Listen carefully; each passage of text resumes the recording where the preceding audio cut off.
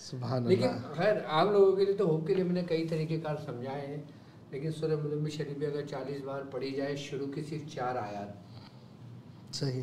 क्या शुरू की सिर्फ 4 आयत, 4 आयत लें और 4 इलायची लें, 4 इलायची। इलायची लें, ठीक है। 4 इलायची अपने हाथ पे रखें, 40 मरतबा सूरह मुज़म्मिल शरीफ की शुरू की 4 आयतें पढ़ के दम कर दें। 2 इलायची खुद खाए, 2 इलायची उसको दरवाजे पे मार के, दरवाजे में न मारे, उसको खिला दें। अगर खिला ना पाए फिर तो क्या? उसको जला दें, अपना मकसद बयान करिए। सही। हथेली पर रख के पढ़ना। हथेली पे रख के ना जलाए, किसी और पे रख के जलाए। नहीं नहीं हुजूर, हथेली पर रखने से, हथेली पे रखने से पढ़ना है जी हथेली। अच्छा, मोहब्बत के अमल क्या हथेली पर ही होते हैं? नहीं, देखिए तासीर होती है ना हर चीज़ की। जैसे इसमें पानी पीता हूँ मैं, तासीर अलग है। मिट्टी के पानी में पीऊँगा, तासीर अलग है। सुभान अल्लाह। तांबे की उसमें पीऊँगा पानी, तासीर अलग है। सुभान अल्लाह। इसी वजह से हर अमल की तासीर अलग अलग होती है, क्योंकि वो अपने जिस्म का हिस्सा है ना उसका। सुभान अल्लाह। अब वो जब अपने जिस्म से हिस्सा रखेगा तो वो जिस्म से मानूस वो चीज़ होगी ना। और फिर जब उस पर रूहानियत दम की जाएगी, जब उसे वो मौकरान जो भी रूहानी मखलूक़ात के ज़रिए काम करेगा, तो वो उसी चीज़ को लेके, उसी को लेके फिर वो वहाँ पे सलाहियत करेगी ना। सही। तो असर काम होगा। 4 इलायचियाँ, उस पर कितना पढ़ना है? शुरू की 4 आयत, 4 आयत की 40 मरतबा पढ़ना है, एक ही नशिस्त में, एक ही नशिस्त में पढ़ना है और एक ही काफ़ी। दिन पढ़ना है। और इसके लिए कोई रियाजत की ज़रूरत कोई है? ज़रूरत नहीं रियाजत की। 2 इलायची खुद खा ले, बेहतर तरीक़ेकार ये है कि उसको खिला दे। सुभान अल्लाह, सुभान अल्लाह। मोहब्बत की इलायची। अब वो एक लेडीज़ मेरे पास आती थी, मुझसे कहते हैं कि मेरी बेटी के रिश्ते के लिए आप मुझे कुछ दें। तो मैंने उनको इलायची पढ़, वो लौंग पढ़ के दे दी। तो मैंने कहा इसको ना इस तरीके से उससे कहो कि ये जला दे। क्या? ये जला दे। हाँ, क्या करे? जला दे। उसको जला दे। अब हुआ ये, उसने बोला कि मेरी बेटी तो नहीं जलाएगी, तो अगर आप हुक्म करें तो मैं इसको जला दूँ।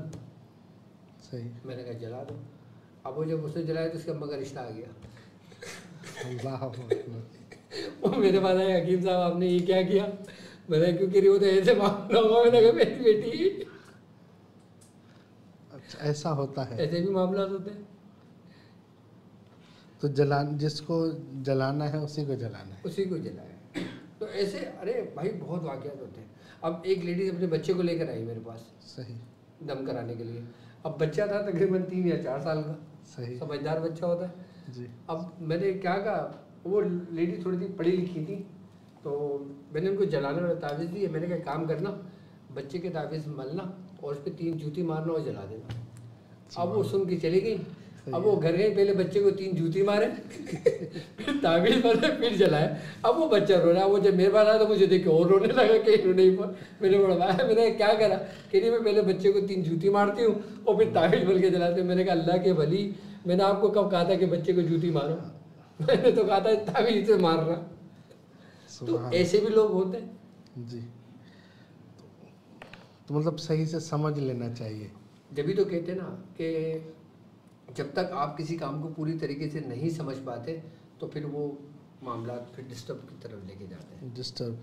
ये हुब का अमल आपने तालीम फरमाया और बेहतरीन अमल है ये, बेहतरीन पुरतासीर है। पुरतासीर मोहब्बत की इलायची। और अच्छा, इसके लिए ना अब वो इसको और पुरतासीर करना चाहता है, सही है। तो वो 14वीं शब में करे। 14वीं शब में जब चांद उरूज पर हो। सुभान अल्लाह। और तासीर पैदा करना चाहता है तो खुले आसमान के नीचे खड़ा होकर चांद की रोशनी में करे। सुभान अल्लाह, सुभान अल्लाह, सुभान अल्लाह। मकसद ये है कि अब वो कोई गुंजाइश ना रहे ना जी कि डॉक्टर साहब ने तरीका बताया नहीं हुआ। जी। सुभान अल्लाह। क्या? चांद की रोशनी में सर भरे ना करके, सर पे ताज ना हो, कोई कैप ना हो, कोई टोपी ना हो। सही। अगर कोई औरत करती है तो वो सर पे दुपट्टा ना हो। अच्छा। सर पे दुपट्टा हो, सर पे दुपट्टा ना हो, सर भरे ना हो, अमल की सूरत में। सही। तो हुजूर